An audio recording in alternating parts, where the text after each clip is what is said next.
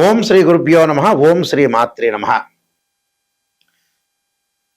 రవి, బుధుడు, శుక్రుడు, కుజుడు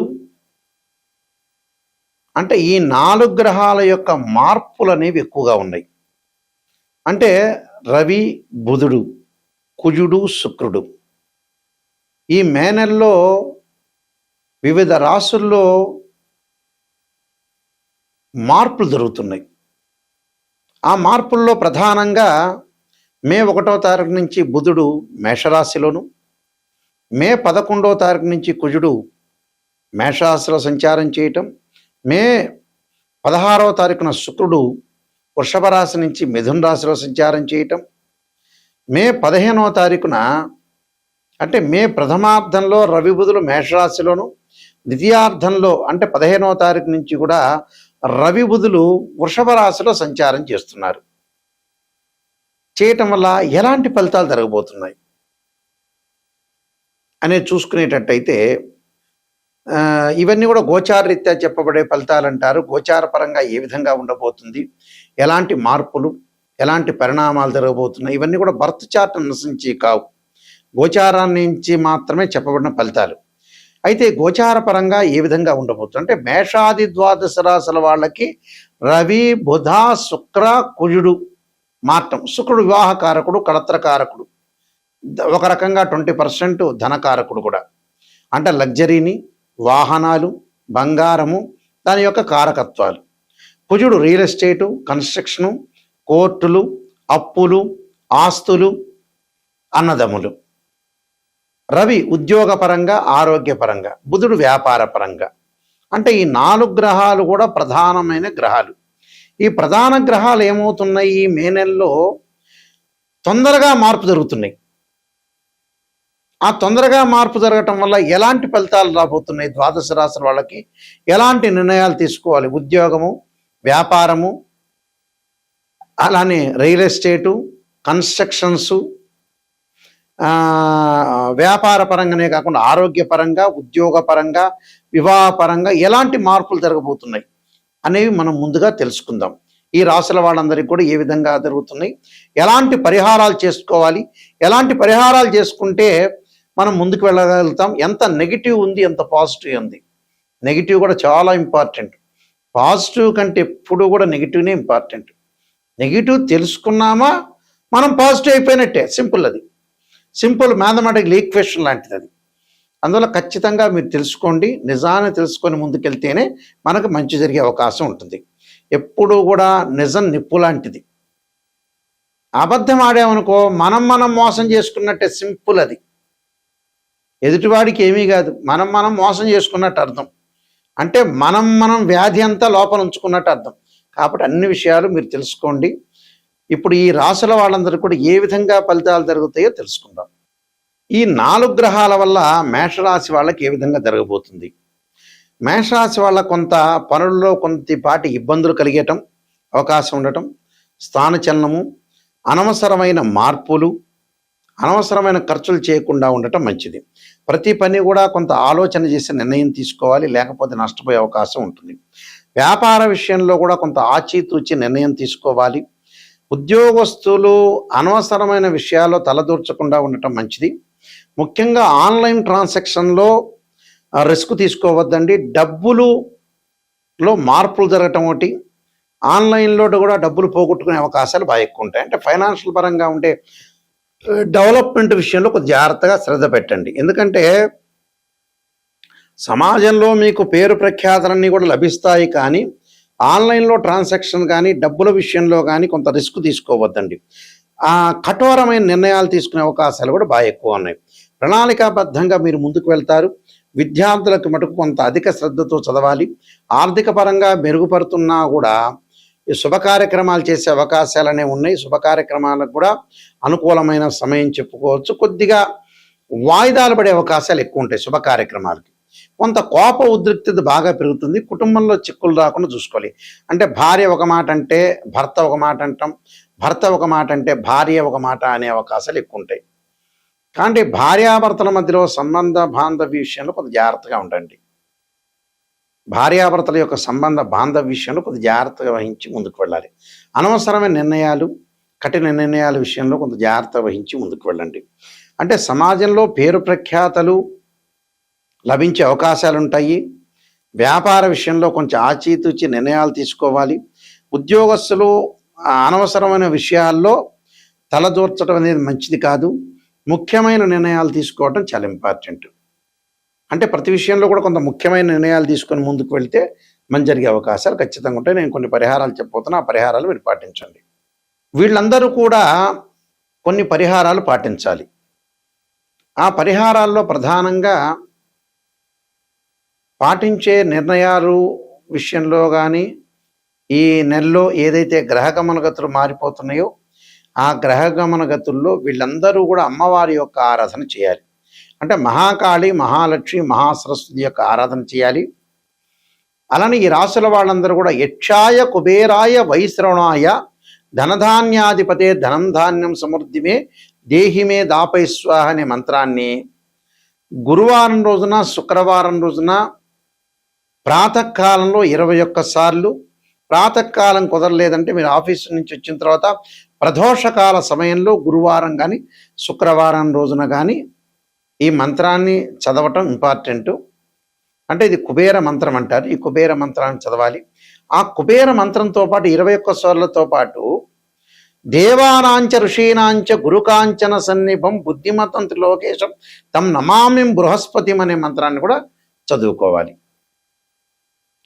అలానే సూర్యుడి యొక్క ఆరాధన చెయ్యాలి. అంటే సూర్యుడి యొక్క ఆరాధన చేయటం అంటే ఏమిటి? ఉద్యోగపరంగా ఇబ్బందులు కలగకుండా ఉండటానికి ఆదిత్యాయుధే సహస్రకిరణాయ ధీమే తన్నో సూర్య ప్రచోదయాత్ అనే మంత్రాన్ని చదువుకోవాలి. గోధుమలు దానం చేయటం చాలా మంచిది. సూర్య భగవానుడి యొక్క ప్రదక్షిణాలు చేయాలి. ఆదివారం చక్కగా సూర్య యొక్క ప్రదక్షిణాల్ని 54 సార్లు నవగ్రహాల యొక్క ప్రదక్షిణ చేయటం. ఆదిత్యాయ, సోమాయ, మంగళాయ చ బుధాయ చ గురు శుక్ర శని భెచ్చ రాహవే కేతువే అనే మంత్రం చక్కగా చదువుకోవాలి. అలానే ఆస్తులు, కోర్టు సమస్యలు ఉన్న వ్యక్తులు ఎవరైతే ఉంటారో వీళ్ళు తప్పగా పాటించాల్సింది ఏమిటి అని అంటే కందులు దానము, ఎర్రని వస్త్రం దానంతో పాటు చక్కగా కుజుడి యొక్క ఆరాధన చేయాలి. ఎలా ఆరాధన చేయాలి? దానిమ్మ రసం ఏదైతే ఉంటుందో ఎర్రగా ఉండే రసాన్ని తీసుకుని కుజుడి మీద అభిషేకం చేయాలి.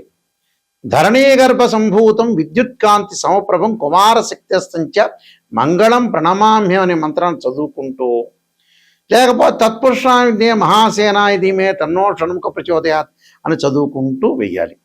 విద్యార్థులు తప్పకుండా దక్షిణామూర్తి స్తోత్రాన్ని, సరస్వతీదేవి యొక్క ఆరాధన చేయటం చాలా మంచిది. అలానే విష్ణు సహస్రనామ పారాయణం చేయటం ఒకటి, ఓం నమో నారాయణాయ నమః అనే అష్టాక్షరి మంత్రం చదువుకోవటం మంచిది.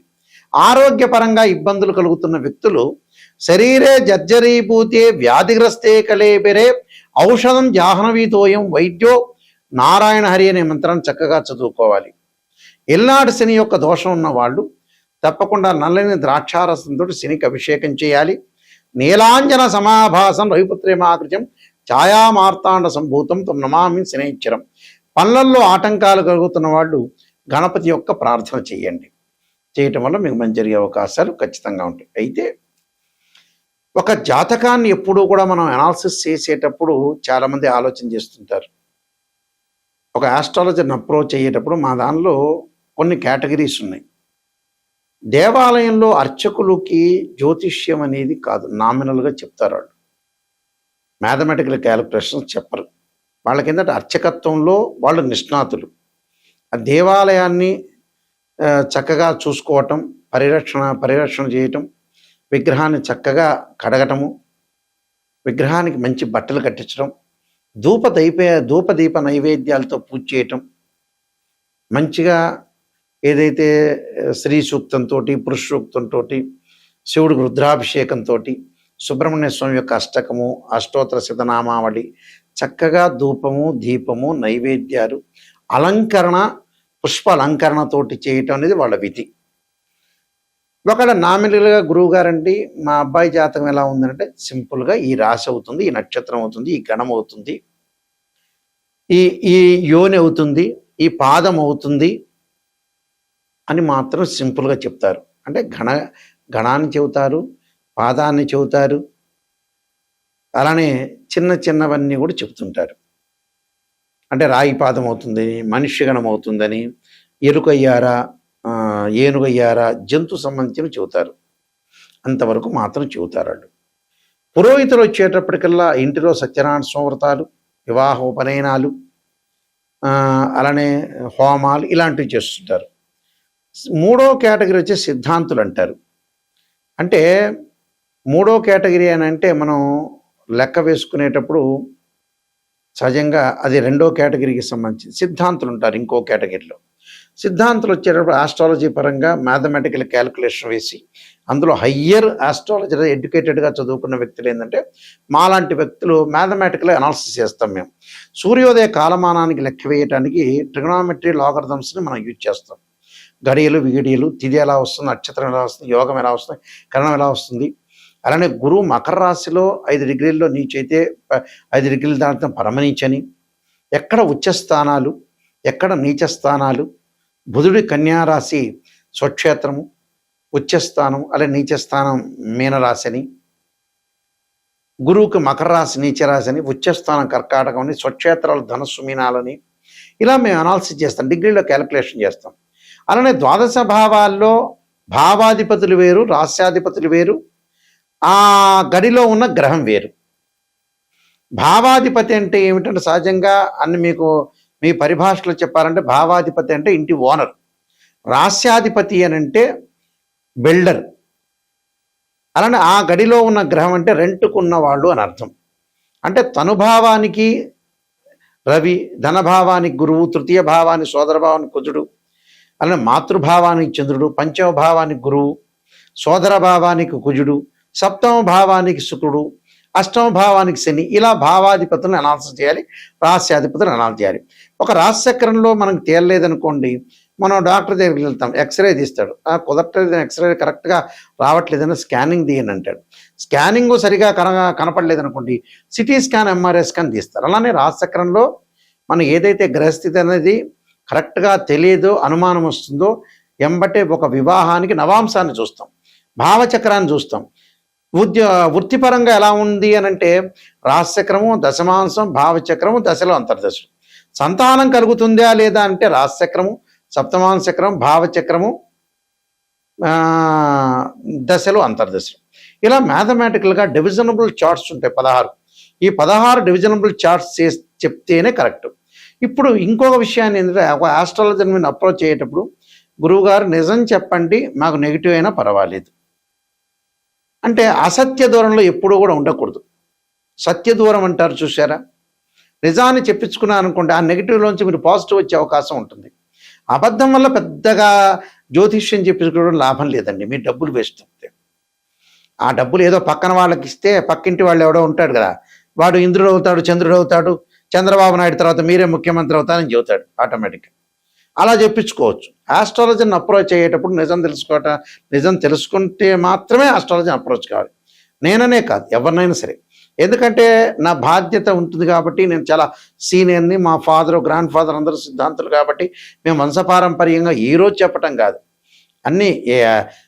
అన్ని రకరకాల ఛానల్స్ అన్నీ కూడా, ఎక్కువ ఛానల్స్ నాతోనే డివోషనల్ స్టార్ట్ అయినాయి. చాలా హైదరాబాద్లో ఉండే నెంబర్ ఆఫ్ ఛానల్స్ కానీ అవన్నీ కూడా నాతోనే స్టార్ట్ అయినాయి. నేను రాజమండ్రి మోహన్ పబ్లికేషన్ రైటర్ని కూడా. కాలసర్పయోగము, కాలసర్పయోగ చంద్రిక, రాహుకేతువులు, ఛాయాగ్రహాలు, స్వప్నశాస్త్రము, అలానే బృహత్ పరిహార సింధు, జాతక చంద్రిక, వివాహ మార్తాండము, పుత్ర గణపతి వ్రతము, సర్వదేవత గోత్రులు పార్ట్ 1, పార్ట్ 2, ఇలాంటి ప్రొడక్షన్ ఆఫ్ ఆస్ట్రాలజీ, ఇలాంటి చాలా గ్రంథాలన్నీ కూడా నేను రాశాను. మా వెబ్సైట్ nayakanti.com, nayakanti.in. నెగిటివ్ ఏదైతే నిజంగా తెలుసుకొని జాతకపరంగా తెలుసుకునే గురువు గారి ద్వారా, నాయకంటి మల్లికార్జున శర్మ గారి ద్వారా నేను బాగుపడతాననే వ్యక్తులు మాత్రమే నాకు ఫోన్ చేయండి. కాలక్షేపానికి చేయొద్దండి. నిజంగా వారి ద్వారా మనం బాగుపడాలి, నిజం తెలుసుకోవాలి, మన లైఫ్ ఏంటి, ఎటు టర్నింగ్ అవుతుంది, ఎంతవరకు మనం సంపాదించగలుగుతాం, ఉద్యోగం, వ్యాపారం, అన్ని విషయాల్లో తెలుసుకోవాలి, నిజంగా తెలుసుకోవాలి అనే వ్యక్తులు మాత్రం నాకు నెంబర్కి ఫోన్ చేయండి. ఆ నెంబర్ డైరెక్ట్గా నా దగ్గరికే వస్తుంది. ఆ స్క్రీన్ మీద అవుతున్న స్క్రోల్ అవుతున్న నెంబర్ ఉంటుంది, ఆ నెంబర్కి నాకు ఫోన్ చేయండి. ఫోన్ చేస్తే, ఎందుకంటే మేము వంశపారంపర్యంగా చెప్పేవాళ్ళం, మీరు జాగ్రత్తగా అనుసరించి మీ లైఫ్ని మా ద్వారా మీరు బాగు చేసుకోవాలని ఆశిస్తున్నాను. మీ అందరికి కూడా శ్రీ పరమేశ్వరి యొక్క కరుణాకటాక్షం ఉండాలని ఆశిస్తూ సర్వే జనా సుఖినో భవంతు.